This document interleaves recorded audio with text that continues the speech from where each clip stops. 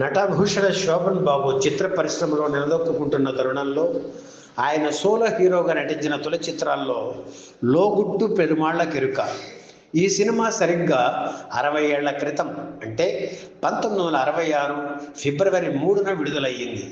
Action చిత్రాల దర్శకుడిగా తదనంతర కాలంలో పేరు తెచ్చుకున్న కేఎస్ఆర్ దాస్కి ఇదే తొలి సినిమా.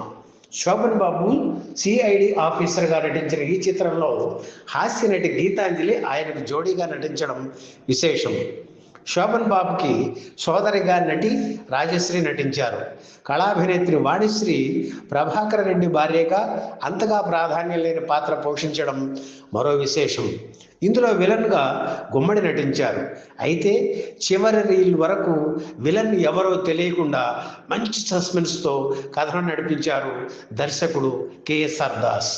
లోగుట్టు పెరుమాళ్ల కెరుక చిత్రం హిట్ అయి ఉంటే క్రైమ్ హీరోగా తనకు ఇమేజ్ వచ్చి ఉండేదని శోభన్ బాబు చాలా సందర్భాల్లో చెప్పారు.